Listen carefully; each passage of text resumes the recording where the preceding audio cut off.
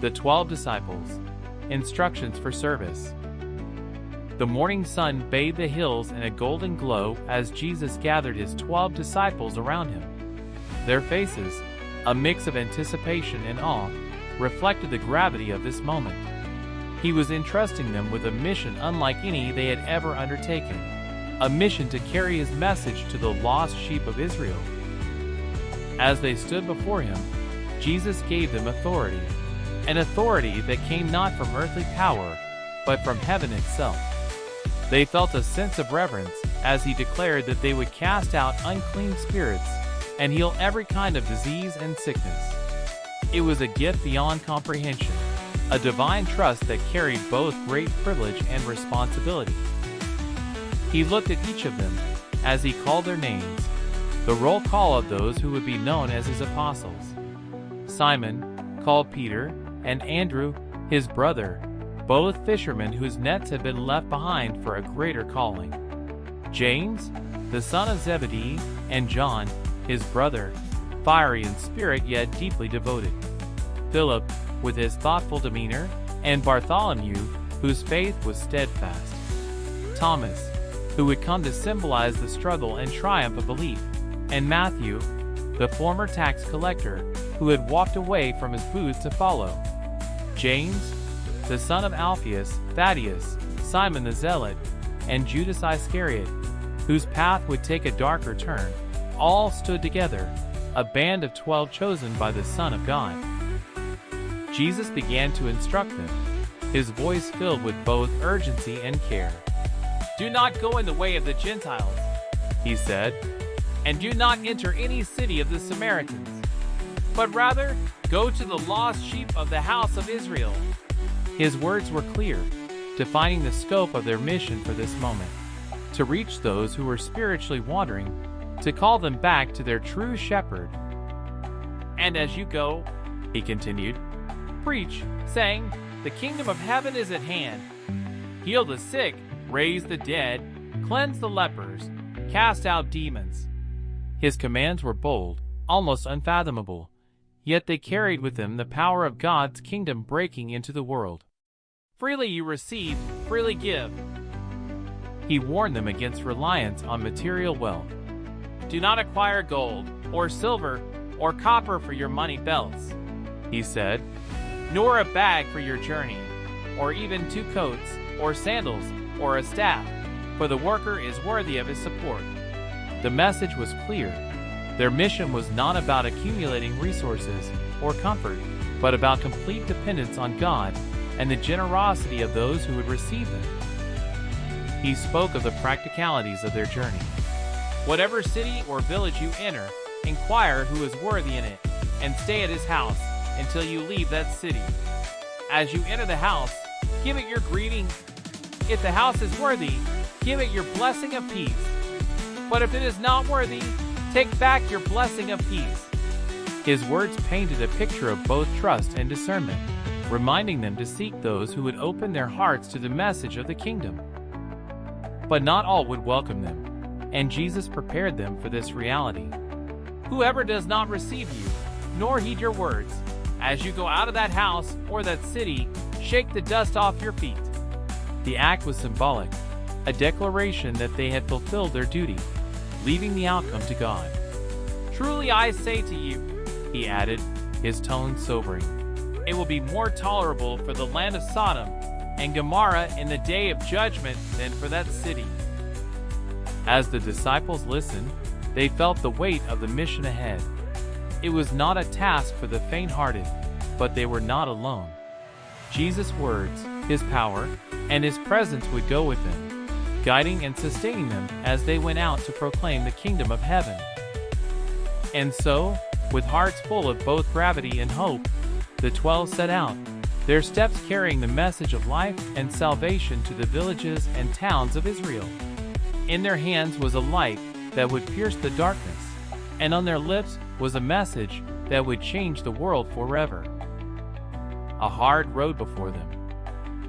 The 12 disciples stood gathered around Jesus, the warmth of the sun above doing little to dispel the gravity of his words.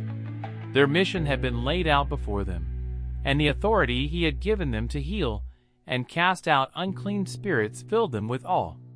Yet as Jesus spoke, it became clear that this path would not be without its dangers.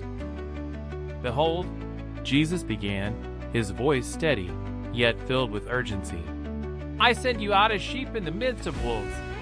The words lingered, their sharp imagery stirring unease. The disciples exchanged glances, knowing the kind of hostility he was referring to. But Jesus' gaze was unwavering as he continued, "So be shrewd as serpents and innocent as doves." He was calling them to a delicate balance, to move with wisdom and discernment, while maintaining purity of heart. "But beware of men," he warned, his tone growing more solemn.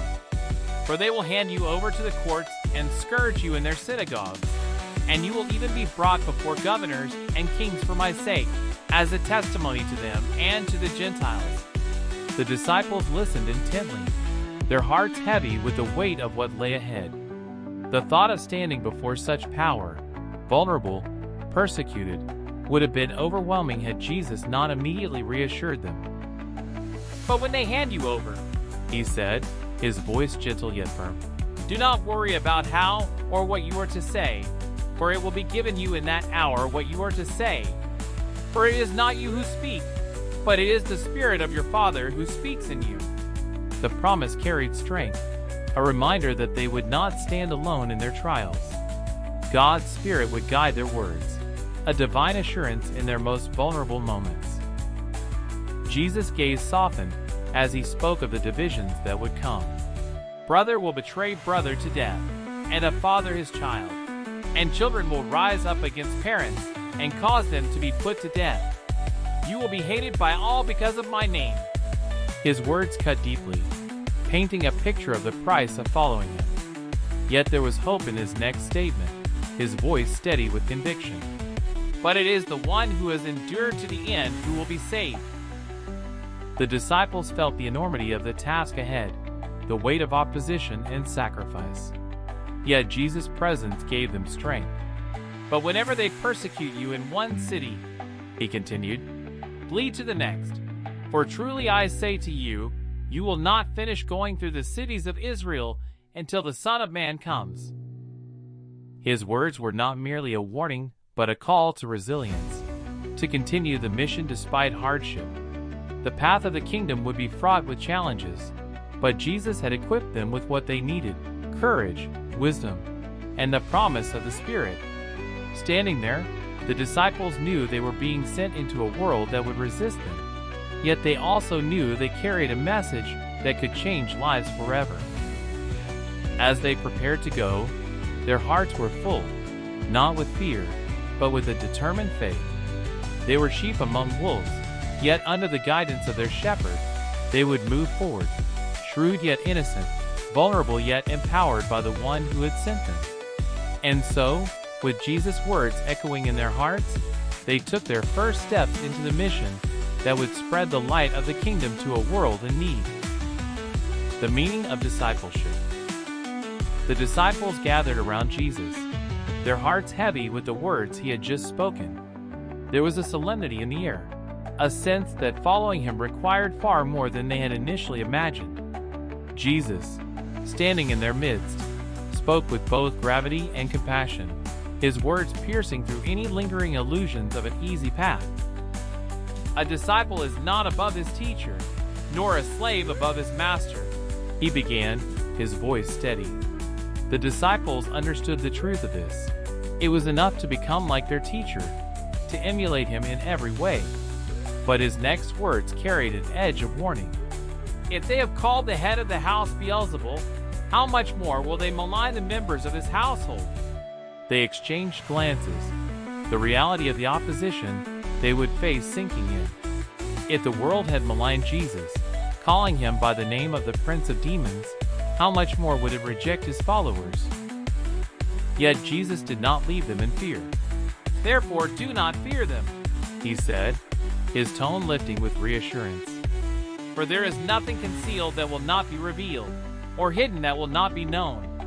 His words carried hope, a promise that the truth would triumph over lies, that the darkness would ultimately give way to light.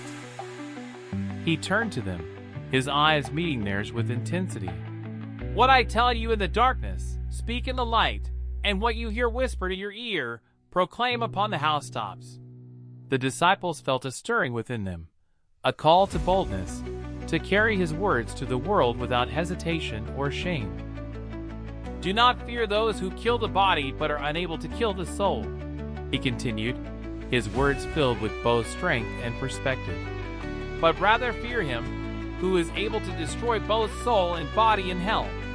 The gravity of this statement settled over them, a reminder of where their ultimate allegiance must lie. Jesus' voice softened as he spoke of their worth. "Are not 2 sparrows sold for a cent? And yet not one of them will fall to the ground apart from your Father. But the very hairs of your head are all numbered." He paused, allowing the image to sink in. "So do not fear. You are more valuable than many sparrows." The disciples felt their hearts lift, reminded of the deep care their Heavenly Father had for each of them. He then spoke of loyalty, a call that would define their mission. "Therefore everyone who confesses me before men, I will also confess him before my Father who is in heaven. But whoever denies me before men, I will also deny him before my Father who is in heaven." The weight of this declaration was not lost on them. It was a call to stand firm, even in the face of great opposition. But Jesus did not sugarcoat the cost of following him. "Do not think that I came to bring peace on the earth. I did not come to bring peace, but a sword." The word shocked them, but he explained, "For I came to set a man against his father, and a daughter against her mother, and a daughter-in-law against her mother-in-law, and a man's enemies will be the members of his household." The disciples realized that the message of the kingdom would divide, not because it sought conflict, but because it required a choice that some would resist, even within families. "He who loves father or mother more than me is not worthy of me," Jesus continued. "And he who loves son or daughter more than me is not worthy of me." His words were challenging, but they illuminated the depth of devotion he required. "And he who does not take his cross and follow after me is not worthy of me.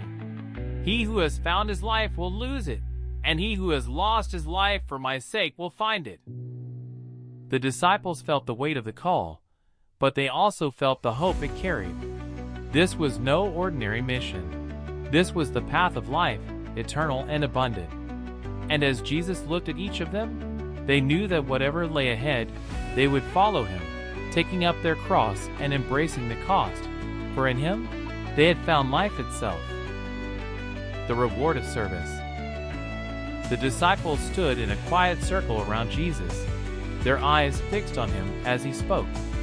The air was filled with the weight of his words, each sentence weaving together the profound responsibility and immeasurable honor of the mission they were being sent to undertake. "He who receives you receives me," Jesus said, his voice steady and filled with certainty. The disciples exchanged glances, sensing the gravity of this statement. They realized that their mission was not about themselves alone. They were representatives of something far greater. "And he who receives me receives him who sent me." This connection, their relationship to Jesus and through him to the Father, was a truth that both humbled and empowered them. Jesus continued, his tone growing warmer, almost as if he were painting a picture of the ripple effects their ministry would have. "He who receives a prophet in the name of a prophet shall receive a prophet's reward," he explained. "And he who receives a righteous man in the name of a righteous man shall receive a righteous man's reward." The disciples could picture it, the hospitality shown to those who carried God's message, and how even the smallest act of support became a part of something divine. To welcome a prophet or a righteous man was to share in their purpose, their blessings. His words turned even more tender as he spoke of the simplest gestures. "And whoever, in the name of a disciple, gives to one of these little ones even a cup of cold water to drink," he said, his eyes scanning the faces of his followers, "truly I say to you, he shall not lose his reward." The image was clear and vivid, A small, humble act of kindness, done in faith and love, carrying eternal significance. Jesus was teaching them that greatness in the kingdom of heaven was not defined by grandiose deeds, but by a heart attuned to love and service, even in the smallest moments. As the disciples listened, they felt the weight of their calling settle more deeply within their hearts. They were to go out into the world not just as messengers, but as reflections of Jesus himself. Every home that opened its door to them, every person who showed kindness, every act of generosity, even the smallest cup of water, was an extension of the kingdom they carried with them. In those moments, Jesus reminded them that the mission was not just about the powerful words they would speak or the miraculous healings they would perform. It was about connection, about the exchange of love and faith that would transform lives. Every step they took, every town they visited, every person they encountered was an opportunity to bring heaven closer to earth. And so, with these truths echoing in their hearts, the disciples prepared to go, carrying not only Jesus' words, but his presence within them. They understood now that their journey would be one of partnership with God, with one another, and with those who would receive them. In that partnership, even the smallest acts of kindness would shine with eternal light, reflecting the love of the Father who had sent them.